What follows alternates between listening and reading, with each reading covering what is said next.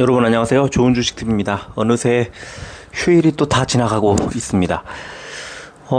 오늘 종목 분석을 좀 해드리려고 하는데 회원님들한테 신청을 받았더니 4종목을 말씀을 해주셔서 4종목은 조금 적은 것 같고 5종목 정도가 좀 적당하지 않나 싶었는데 또 한 종목을 그냥 구독자 분들에게 신청을 받으려고 했더니 또 한 종목은 너무 야박한 것 같아서 2종목을 추가로 받았습니다. 그래서 6종목을 분석을 하게 됐는데요.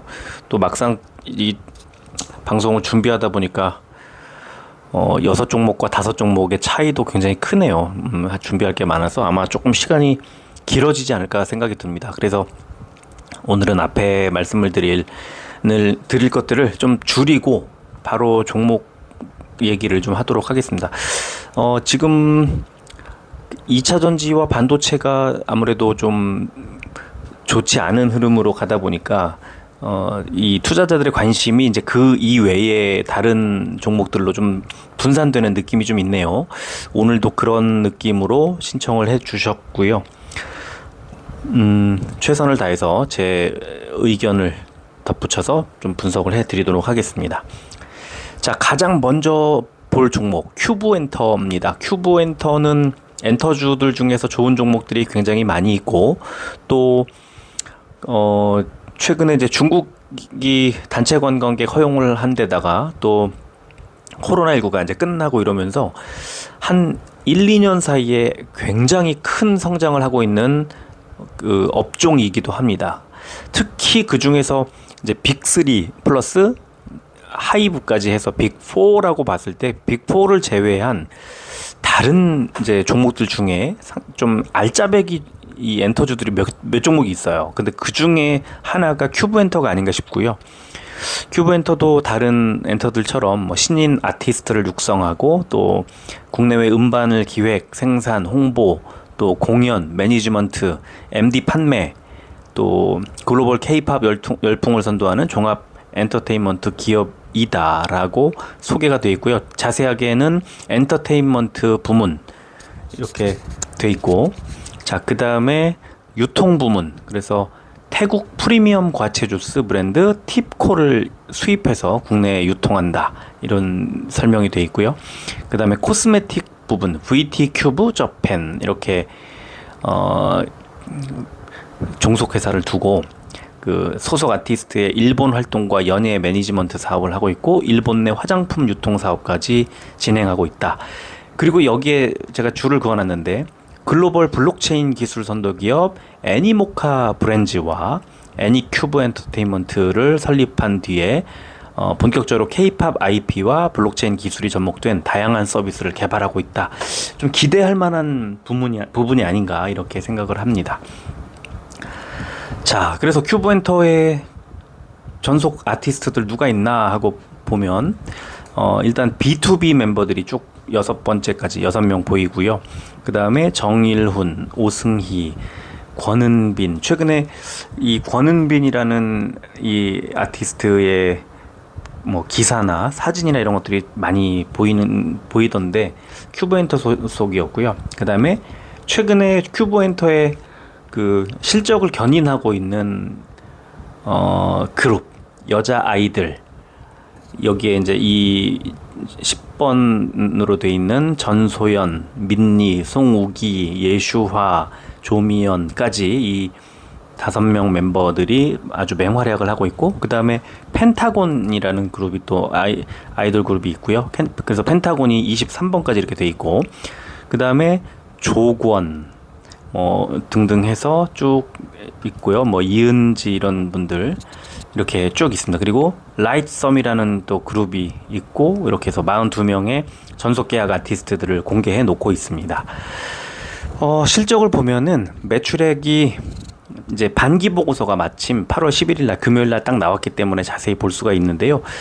2분기 매출액이 423억 원으로 작년 동기, 1년 전 동기하고 비교할 때 281억에 비해서 크게 높아졌고요. 뭐 누적 반기까지 1, 2분기 합쳤을 때도 667억 원 정도로 536억 원이었던 작년보다 10% 이상 매출액이 늘었습니다. 영업이익도 2분기에 56억 원으로 전년 동기 17억 원에 비해서 크게 높아졌죠. 또 반기 누적으로도 65억 원으로 한 2배 가까이 늘었습니다. 현금 흐름 보면은 1년 전에 36억 원이었는데 111억 원이 영업활동으로 인해서 현금이 회사로 싹 쏟아져 들어오고 있는 그런 구조입니다. 이 회사 큐브엔터가 굉장히 좋은 점은 영업활동으로 돈을 왕창 벌어들여서 투자를 많이 하고 있어요. 자, 보시면 전년 동기에 26억 원 정도 투자 활동으로 돈을 썼는데 36억을 벌어서 26억을 투자를 한 거죠. 근데 이번에는 141억 원을 투자를 했습니다. 그래서 뭘 많이 했나 밑에 보니까 공정가치 금융자산 취득 이렇게 돼 있어요. 이게 105억 원 정도를 썼으니까 전체 141억 원 중에 뭐 절대 다수, 그죠? 절대적인 부분을 공정가치 금융자산이라는 거를 위해 썼습니다. 그러면 공정가치 금융자산이라는 게 뭐야 하고 주석을 보면 주석에 나와 있는데요. 주석에 이제 공정가치 금융자산 내역 해가지고 돼 있고 대부분의 그러니까 지난 전기 말과 채무 상품은 똑같고 복합 금융상품이라는 게 당반기 말에 들어와 있는데 53억 4,780만 원이죠. 그래서 맞나요? 5억 3,478만 원이군요. 5억 3천. 그래서 이게 뭐야 하고 보니까 신주 인수권부 사채 이거를 인수를 한 게 있어서 이거를 이제 공개를 한 부분이고 이렇게 되어 있습니다. 그리고 큐브엔터는 지금 보니까 중국의 항저우 네티즈 클라우드 뮤직이라는 클라우드 뮤직 테크놀로지라는 회사와 75억 원짜리 계약을 해서 2020년에 해서 올해 9월 30일까지 공급 계약을 이제 독점 음원 공급과 공동 프로모션 계약을 맺었고요.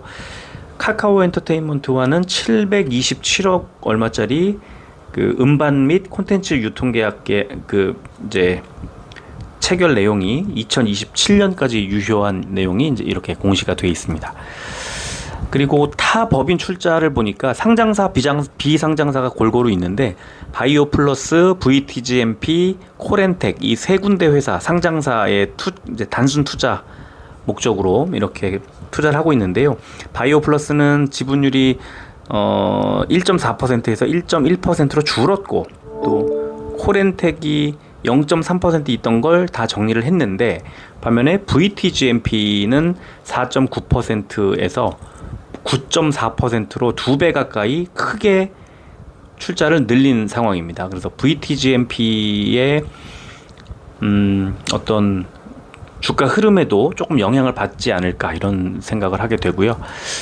자, 그래서 실적을 보면 이번 분기에 46억 원 영업 이익을 낼 것으로 지금 이제 11일 날 나왔기 때문에 아직 이제 확정은 아니고 저 2023년 06월 보면은 2라고 돼 있죠. 아직은 예측치인데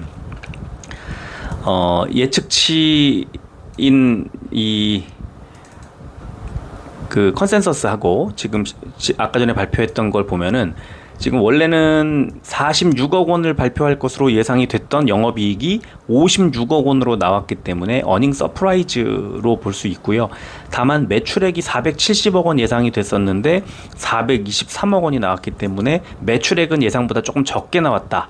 그런데 영업이익이 크게 늘었다. 이렇게 정리를 할 수 있고요. 제가 화살표를 쭉 그어놨는데 1분기에 마이너스 전환을 했다가 영업 적자를 냈다가 2분기에 크게 늘었죠. 156%, 뭐 더 이상 늘었죠. 56억 원 나왔으니까. 근데 3분기에 좀 줄어들 것으로 예상이 되고 그러나 전년 동기 대비해서는 396% 그리고 다시 4분기에는 69억 원으로 155%가 늘 걸로 예상이 돼서 지금 보면은 분기 실적이 2분기 이후 지속적으로 좋아질 것으로 예상이 됩니다. 다만 3분기에는 분기 실적이 매출도 좀 줄고 영업이익도 조금 줄 것으로 보여서 여기서는 조금 조심을 해야 될 것 같다. 근데 4분기 이후에는 다시 좋아질 것으로 예상이 됩니다. 그래서 연간 실적 컨센서스로 보면은 2024년 내년도에 22.78%가 늘어납니다. 올해 128%, 내년에 22.78, 내후년에 30.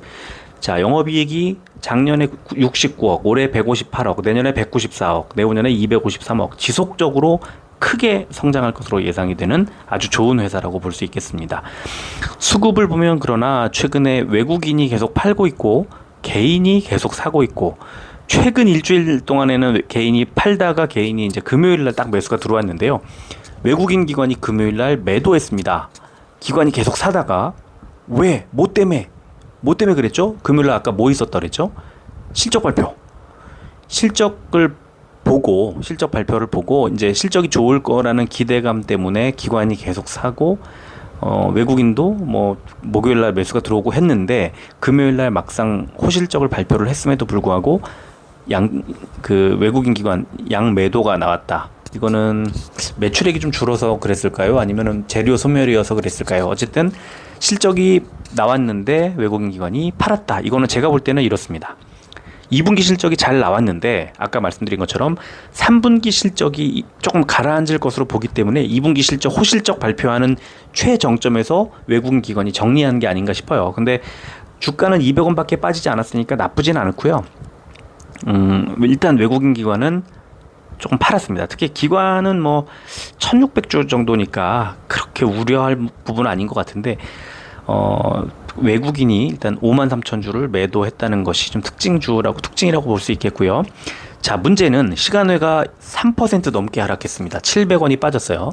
자, 22,250원. 그러면 한 3% 안팎의 하락 출발이 내일 예상이 된다. 이렇게 볼 수 있고요. 자, 일봉을 보면 이제 작년 6월에서 이 저점을 쭉 연결해 보면 아주 저점에 맞춰서 딱딱딱 잘 가고 있고, 7월 말에도 이 추세선 하단까지 딱 붙고 나서 바로 올라갑니다. 그죠? 추세선 바닥이 2만 원 정도 자리였는데 지금 어느새 한 10% 정도 올라온 상태고요. 자, 금요일 날 고점에서 상당히 높게 출발을 했는데 빠졌어요. 그 당일날 좀 빠졌습니다. 그래서 이게 시초가가 1.51% 상승 출발을 했는데 마이너스 0.86%로 하락을 했기 때문에 이제 약간 하락을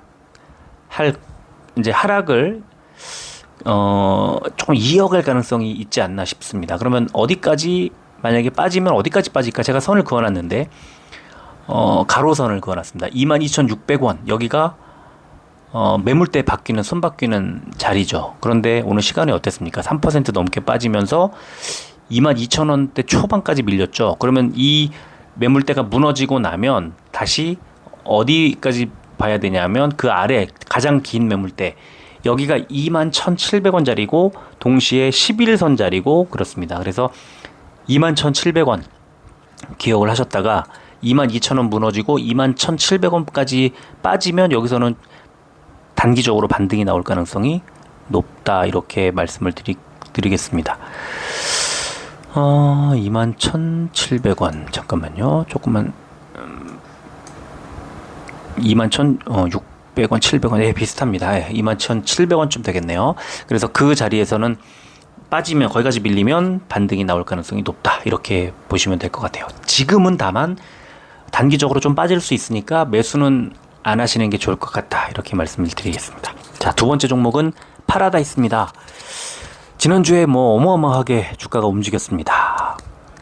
왜 그랬죠? 중국 단체 관광객 허용, 파라다이스나 이런 카지노 업체로 봤을 때는 가장 큰 호재, 가장 큰 손님, 가장 큰 고객이 이제 몰려오기 직전이다, 이렇게 봐도 될 것 같습니다. 그래서 자, 카지노 사업 부문 첫 번째 사업, 어떤 사업을 하냐면 서울, 인천, 부산, 제주에 각각 한 곳씩 모두 4곳의 카지노를 운영하고 있다, 이렇게 소개가 되어 있고요. 두 번째 호텔 부문 파라다이스 호텔 부산, 그 다음에 미국의 파라다이스 아메리카, 이렇게 돼 있죠. 근데 객실 지표를 한번 보시면요, 2020년에 파라다이스 부산이 객실 점유율이 44%였는데 지금 73%까지 왔고요.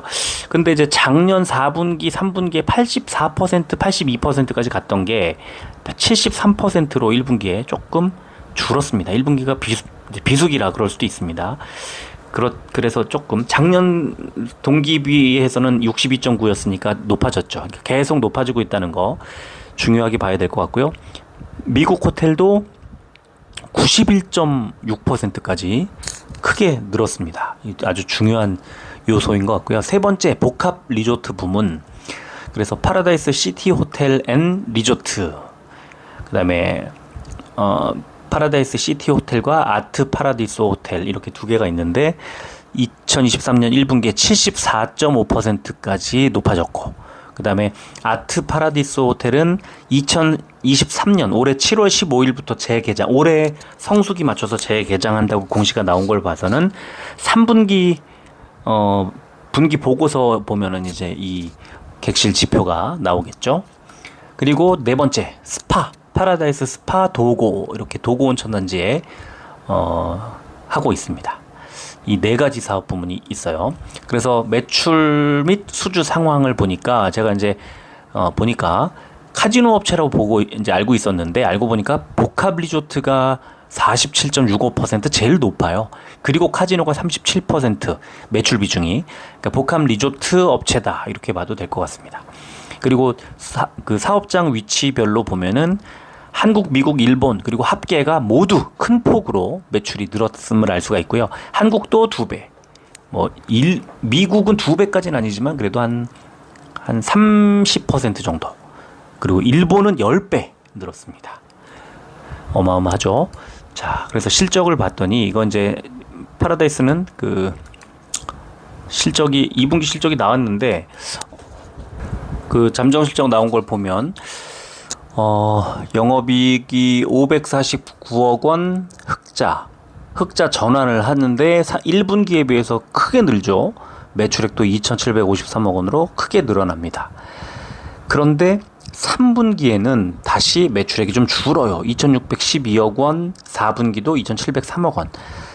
정체가 갑자기 됩니다. 그러면서 영업이익이 2분기에 흑자 전환한 뒤에 3분기에는 20%, 4분기에는 91%가 늘어납니다. 그래서 매출액이 조금 정체가 되고, 또 영업이익도 살짝 정체가 되는, 전년 동기 대비해서는 크게 늘지만 전분기 대비해서는 또 정체되는 느낌이 조금 있습니다.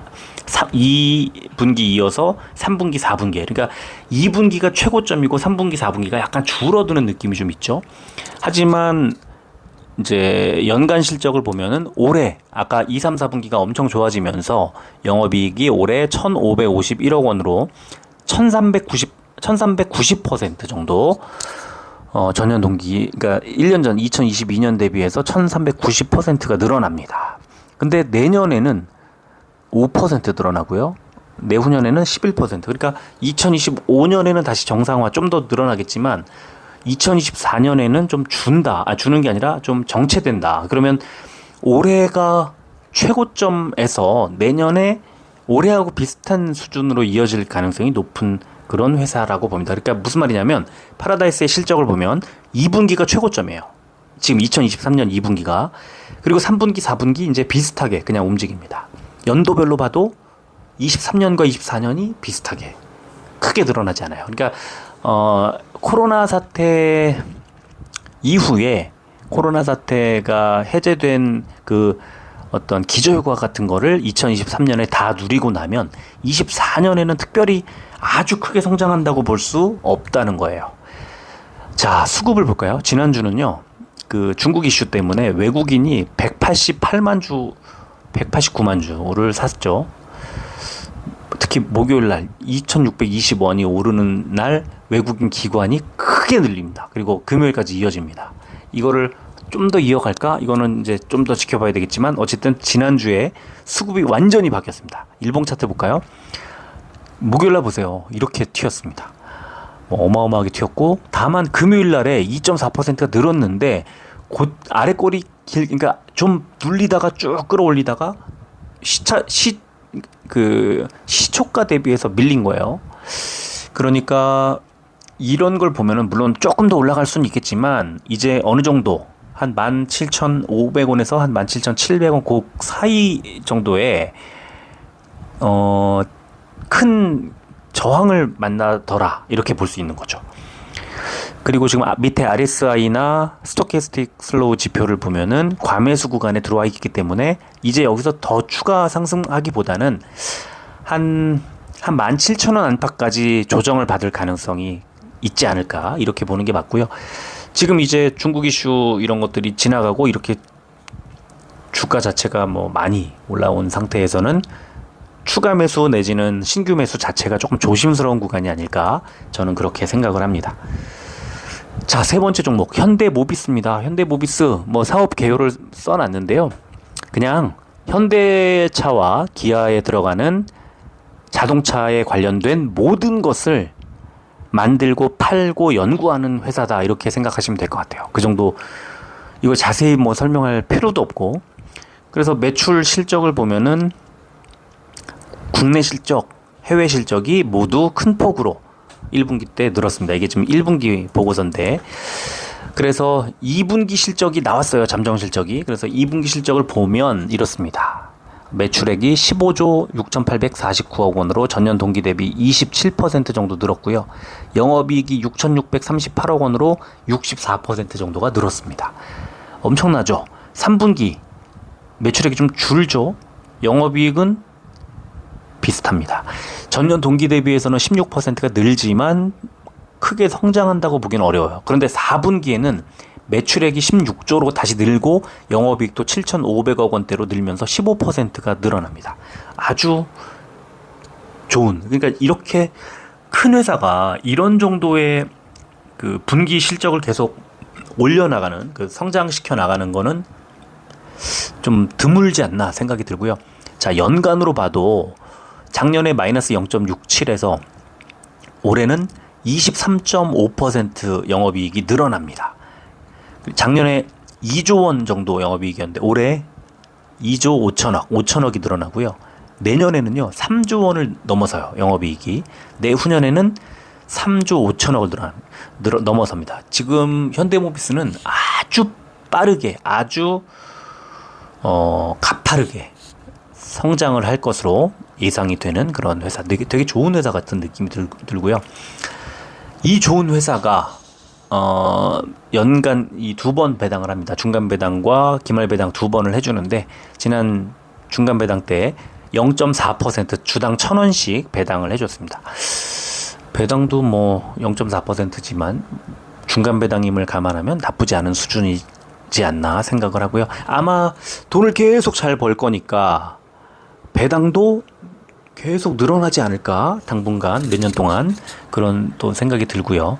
또 하나, 현대모비스가 저는 되게 착한 회사라는 생각이 드는 게, 배당도 배당인데 이번에 자사주를 매입을 7월 26일 날 이제 공시가 나왔던 건데, 자사주를 매입해서 소각하겠다, 이렇게 발표를 했죠. 자사주를 매입해서 소각하면 얼마나, 63만 주를 매입해서 1,518억 3천만 원어치를 사서 언제부터 언제까지, 7월 27일부터 10월 26일까지 자사주를 꾸준히 매입을 합니다. 그래서 회사에다 쟁여두는 게 아니라 없애버리겠다, 소각하겠다. 왜?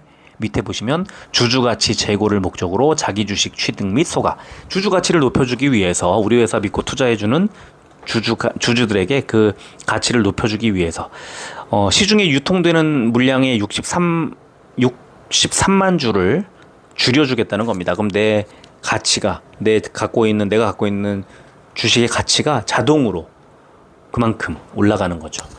그래서 아주 그 주주 친화적인 방향으로는 제가 볼 때는 너무 좋다, 이렇게 생각을 하고요. 수급을 보면은 최근에 외국인이 꾸준히 매수를 해주고 있어서 너무 좋을 것 같아요. 땡큐. 그러나 주가는 한 달 전 24만 원대, 또 뭐 7월 마지막 주에서도 24만 원대까지 갔다가 지금 23만 원, 22만 원대까지 빠졌다가 23만 원 정도인데 주가가 좀 싸지 않나 싶고요. 많이 좀 내려온 것 같아요. 연기금이 지난주 금요일 날 오랜만에 7월 18일 이후 오랜만에 매수로 전환했습니다. 자, 일봉 차트를 보면 역시 그 작년 9월 최저점에서 18만 원대까지 빠졌던 최저점에서 계속 추세선 아래 그 저점을 이어보면 꾸준히 성장합니다. 꾸준히 주가가 올라가고 있습니다. 거의 1년 가까이. 그래서 고점도 높이고 저점도 높이고 계속 올라가고 있고, 지금 현재 구간을 보면, 자, 밑에 동그라미 5개를 그려놨는데 스토캐스틱 슬로우 상의 매수 신호. 그러면 매수 신호가 나올 때마다 조금씩 주가가 반등. 그러면 이번에도 제가 볼 때 지금 초록색 60일선에서 지난주 금요일날 지지를 받았는데요. 한 60일선 정도 지지받았던 지금 정도 자리, 23만원 정도 되는 자리에서는 매수 가능하지 않을까? 어디까지? 저 위에 추세선이 있는 데까지 한 5만원 정도를 목표로 잡으면 어떻게 되죠? 10% 정도, 23만원. 10%가 좀 안 되나요? 단기적인 사이클로 보면은 한 8, 9% 정도의 수익을 추구할 수 있는 자리 아닌가 싶어요. 어느 정도 기간이냐면 대략 한 달에서 한 달 반 정도 사이에. 그래서 25만 원에서 26만 원 그 사이 구간 정도를 목표로 해서 현대모비스 매수해도 괜찮은 구간이 아닌가 이렇게 생각을 합니다. 자, 네 번째 종목 GI 이노베이션입니다. 어떤 사업을 하는 회사냐면 융합 단백질을 기반으로 차세대 면역 치료제를 연구 개발하는 생명공학 회사로 핵심 신약 파이프라인인 GI101 면역 항암제와 GI301 알레르기 치료제를 비롯한 다양한 면역 치료제 신약 파이프라인을 보유하고 있다. 이렇게 소개가 되어 있고요. 또 하나, 다양한 단백질 그리고 항체를 이용해서 최적의 안정성과 활성을 가지는 신규 이중 융합 단백질을 발굴하고 생산하는 고효율 스크리닝 시스템인 GI 스마트라는 플랫폼 기술을 보유하고 있다. 이렇게 소개를 하고 있습니다. 뭐냐 하면 뭔가 면역 항암제를 개발하고 있고 알레르기 치료제를 개발하고 있고 그 다음에 이중 신종 융합 단백질을 발굴하고 생산하는 스크리닝 시스템 플랫폼이라는 기술을 가지고 있다. 이렇게 세 가지 기억을 하면 될 것 같아요. 자, GI 이노베이션 매출이 0입니다. 그러니까 돈을 벌지는 못하고 개발을 계속하고 있는, 그러나 개발이 완성되면 뭔가 빵 하고 크게 터질 만한 회사, 이렇게 보시면 되는데요. 이런 종목들의 특징이 뭐냐 하면 뭐 많아요. 이런 이제 바이오 종목들 중에 뭔가 신약을 개발하는 회사들 중에 이런 식으로 계속 이제 분기마다 뭐 영업 손실액이 122억인데 1년 전에도 126억이니까 뭐 크게 달라지는 거 없어요. 매 분기마다 100 몇억 원씩 돈을 쓰는 거죠. 연구도 해야 되고 뭐도 해야 되고 여러 가지 투자를 해야 될 테니까. 그래서 단기 손실이 분기마다 127억에서 작년에 130억 정도씩 손실액이 누적되고 있는 회사. 그러나 이런 회사를 이제 실적만 놓고 볼 수는 없고요. 지금 개발하고 있는 파이프라인이 어느 정도까지 기다리면 완성이 되느냐. 그리고 지금 갖고 있는 기술을 언제쯤 어느 정도의 가치로 팔아먹을 수 있느냐. 여기에 초점을 맞춰야 돼요. 얼마 전에 이제 한 2주 전에 그 리포트가 쭉 몇 군데가 나왔는데요. 이제 잠깐 보고 가면 SK증권에서 하반기 쉬어갈 구간이 없다. 이런 제목으로 연내에 일본과 또는 글로벌 판권 기술 이전 가능성이 높다. 그리고 GI101도 임상을 순항하고 있다는 그런 내용이네요. 그리고 지금 현금도 아까 분기마다 누적 130억 이 정도씩 손실 보고 있다고 했는데 그걸 합치면 연간 한 500억 가까이 되지 않습니까? 그게 이제 마이너스가 나고 있는데 현재 1분기 기준으로 보유한 현금이 800억 원 정도다. 이렇게 지금 얘기를 하고 있는 거예요. 그러니까 돈이 없는 회사가 아니라 현금을 들고 연구하고 있다. 이렇게 보는 거고요. 자, 그리고 또 하나 이제 또 하나의 리포트를 보면 이제 아까 GI301 말고 GI101 얘기도 나왔습니다. 라이선스 아웃. 이것도 역시 기술을 이제 이전하는 그런 어느 정도 규모냐면요. 중국의 제약사 심시어라는 회사와 7억 9천만 달러 규모.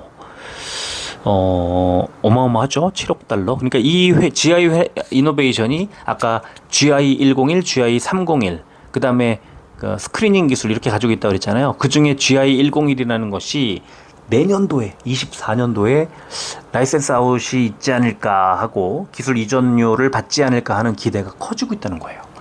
가깝죠. 올해 지금 하반기인데 내년에 이렇다면 이거는 투자할 만하지 않을까? 좀 그런 생각이 드는 지점인 것 같아요.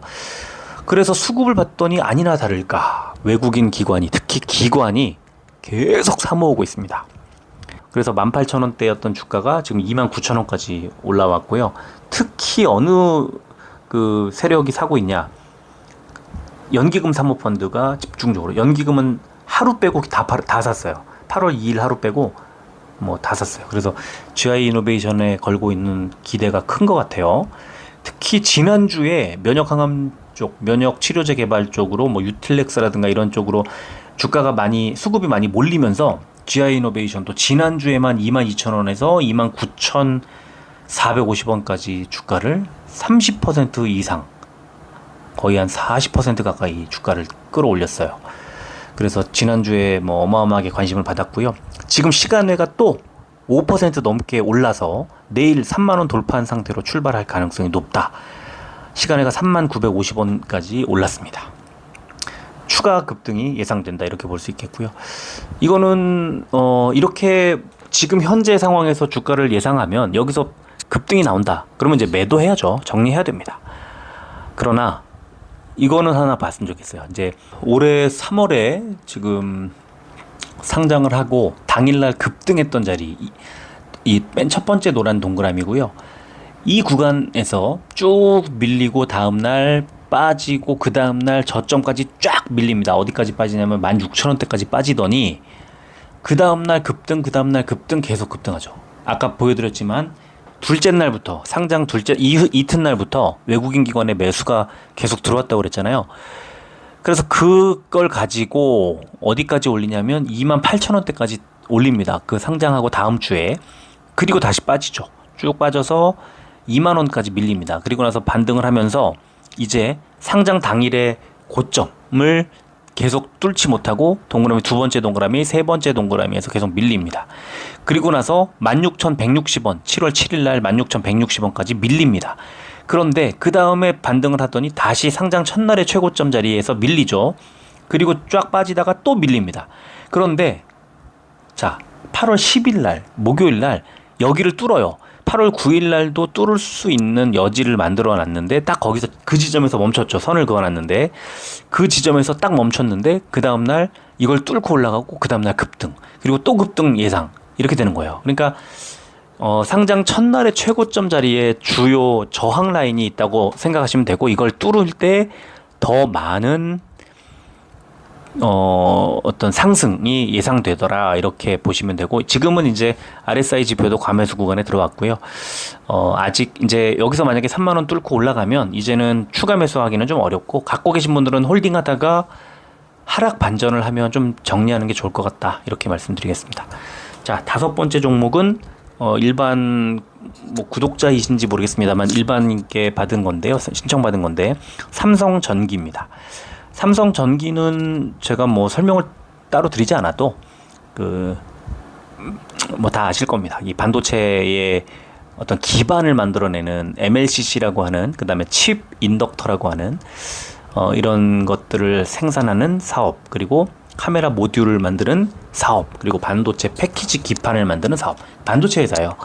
자, 그래서 제품들을 보면 컴포넌트 사업 부문이 40.83% 비중을 가지고 있고, 광학 통신 솔루션 부분, 아까 카메라 모듈 말씀드렸는데 39.5%, 이 두 개 그 부문이 매출의 80%를 차지하고 80% 넘게 차지하고 있습니다.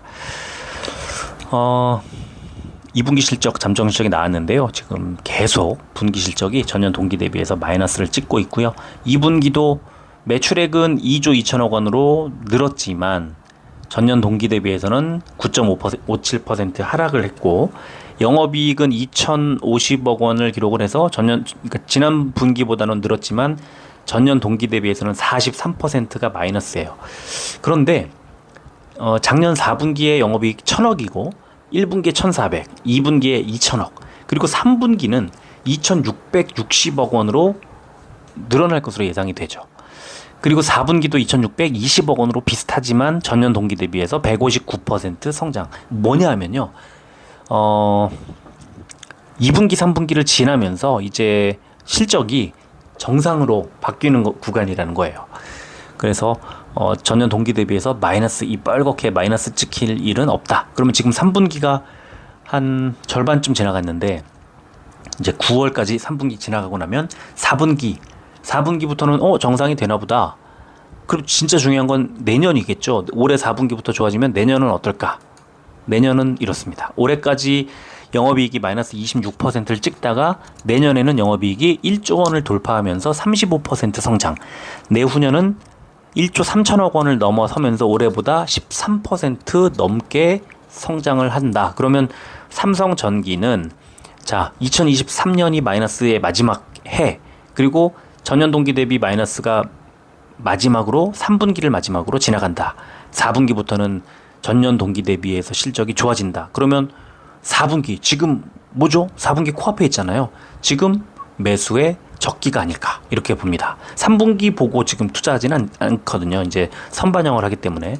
자, 수급을 보면 당연한 겁니다. 외국인 기관이 계속 사고 있습니다. 외국인이 20만 주 넘게 사고 있고요. 기관이 73만 주 정도를 매수하고 있고, 마침 또 금요일에도 양매수가 들어왔습니다. 그래서 지금은 외국인 기관의 수급만 보면 좋다. 근데 주가 보시면 한 달 전에 15만 8천 원, 지금 15만 1천 원. 그러면 아직도 싸다는 생각이 드네요. 일봉을 보면 아래쪽에 이제 저점에서 쭉 추세선을 연결해 보면 이렇게 추세선 바닥을 동그라미, 첫 번째가 추세선 바닥, 그 다음에 두 번째, 세 번째, 네 번째 다 추세선 바닥을 지지하면서 반등을 하죠. 그런다 올라갈 때 고점을 계속 높이지 못해요. 왜 그럴까? 매물대 저항이 세요. 매물대 저항이 지금 금요일에도 보였지만 고점 대비해서 좀 눌렸죠.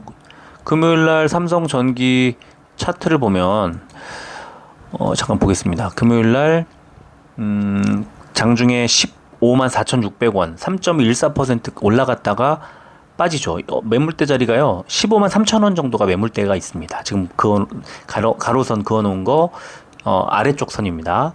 15만 3천 원 정도의 매물대가 있고, 이걸 뚫으면 그 위쪽 매물대 15만 7천 원 8천 원 정도의 매물대가 있어요. 그래서 매물대에 그러니까 올해 4월, 7월, 그 다음에 8월 2일 이렇게 세 번의 저항을 받습니다. 그리고 이걸 뚫으면 이제 고점을 높여가면서 올라갈 거예요. 언제까지? 2025년까지. 아까 실적 올라가는 그 2025년까지 계속 올라갈 겁니다. 그러면 이제 지금 여기서는 보여드리지 않았지만 삼성전기 옛날 그 일봉을 좀 더 늘려서 보거나 아니면 주봉으로 보면은 2021년도 1월에 22만 3천 원까지 갔거든요. 그러면 저는 이거는요 25년도 정도 되면은 22만 원 정도 가 있지 않을까 이렇게 보는 거죠. 전고점을 뚫을 거다. 반도체라는 게 경기 사이클을 타지 않습니까? 삼성전자도 그렇고 지금 최악의 실적 구간을 지나고 있잖아요. 똑같아요. 이 사이클을 타면 되게 무섭게 올라갈 겁니다. 그래서 22만 3천 원까지 갔던 게 21년 1월인데 16만 원까지 빠졌던 게 22년도 말이니까 22년도 9월이니까 8월 말 9월이니까 1년 9개월 8개월 만에 22만 원대에서 16만 원까지 16만 원도 아니네요. 10만 8천 원이네요. 10만 8천 원. 반토막이 났었네요. 반토막이 났었네요. 야, 이 종목이. 지금 구간에서는 제가 볼 때는 매수 충분히 가능하다. 이렇게 생각해도 될 것 같습니다. 자, 그리고 마지막 종목 이수화학인데요. 이수화학은 좀 어려운 종목이라는 생각이 좀 듭니다. 이수화학이 시장에 관심을 받을 때 쫓아가려면 쫓아가기가 어렵게 만들고요.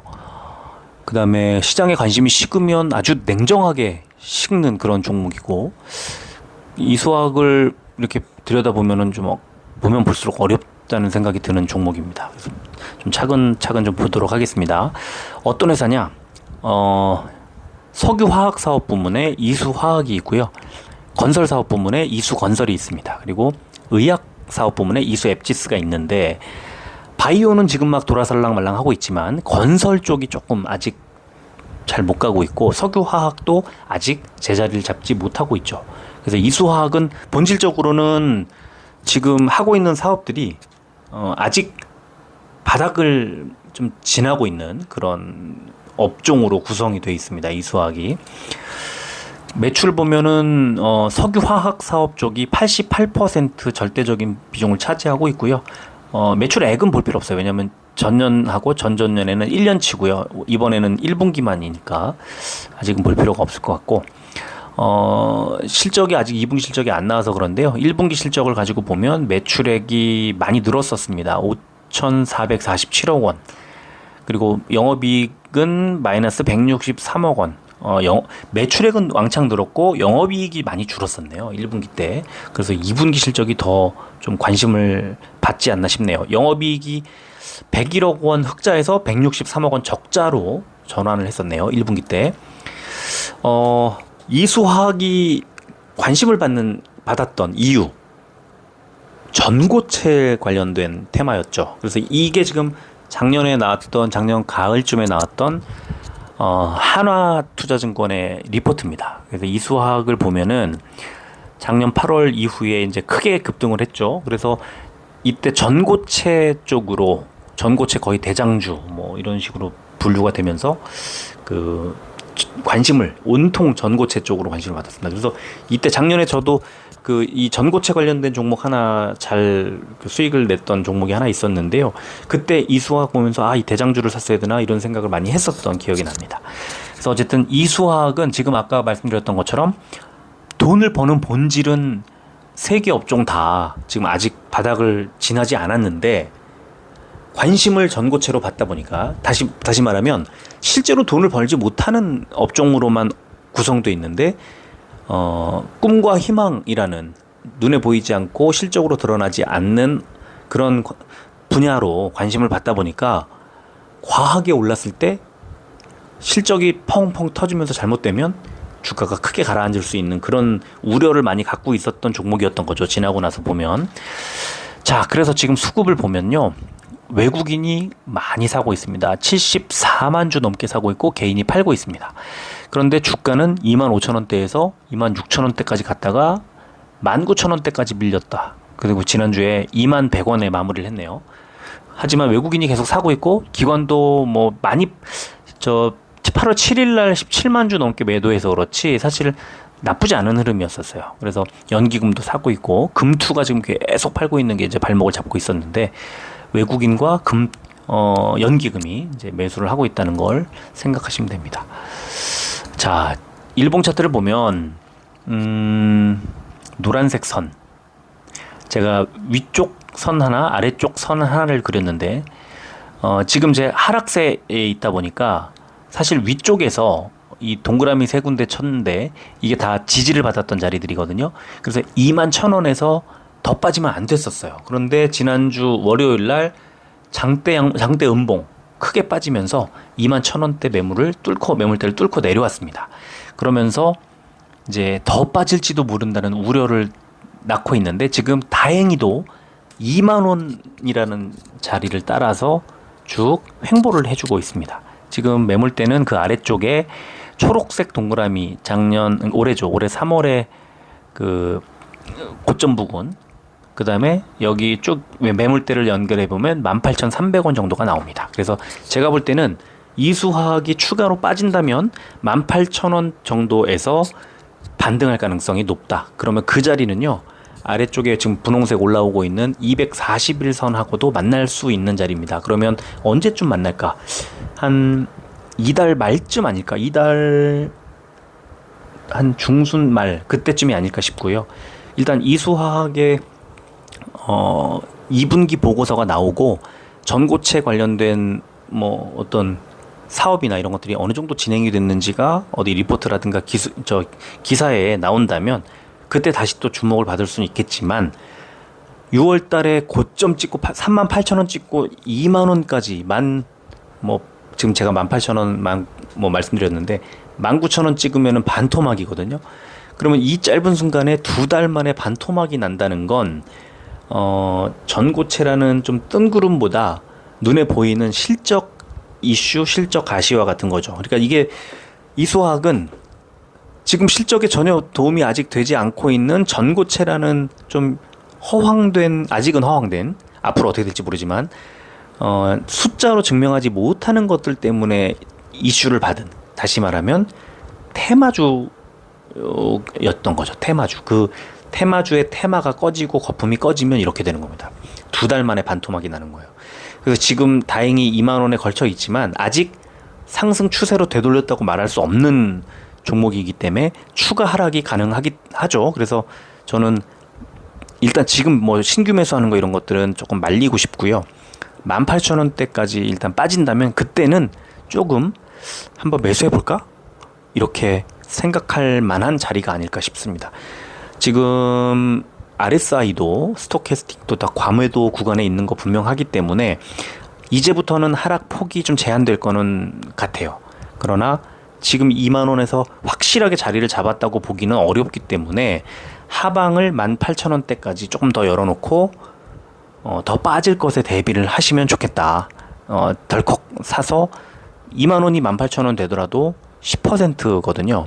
그러면 괜히 그 10%의 또 손실을 떠안지 않으셨으면 좋겠다. 아직은 조금만 더 관망하셨으면 좋겠다. 뭐 저랑 인연은 없으시지만 그래도 그렇게 말씀을 드리고 싶고, 뭐 제 의견은 그렇습니다. 자, 오늘 6종목을 말씀을 드렸는데요. 좀 서두른다고 했는데도 46분이 지나가고 있는 걸 봐서는 상당히 긴 시간을 또 할애했습니다. 지금 오늘 말씀드린 거는 어쨌든 제 의견이고요. 뭐 저도 뭐 그냥 제 혼자만의 생각을 가지고 얘기하는 건 아니지만 여러 가지 이것저것 들여다보고 말씀을 드리는 거지만 이건 제 의견이니까 여러분들의 뭐 투자하시고 하시는 이제 뭐 실행하시는 데에 그냥 참고만 하셨으면 좋겠습니다. 결정은 뭐 스스로 하셔야 되는 거니까 조금 그렇고, 그다음에 그 앞에 1, 2, 3, 4번 신청하셨던 이제 분들은 혹시 궁금하신 거 있으시면 저한테 이제 뭐 텔레그램이나 댓글로 뭐 물어봐 주시면 제가 제 의견을 더 추가해서 답을 해드리도록 하겠습니다. 자, 오늘은 여기까지 하겠습니다. 남은 휴일 얼마 안 되지만 즐겁게 보내시면 좋겠습니다. 끝까지 들어오셔서 고맙습니다.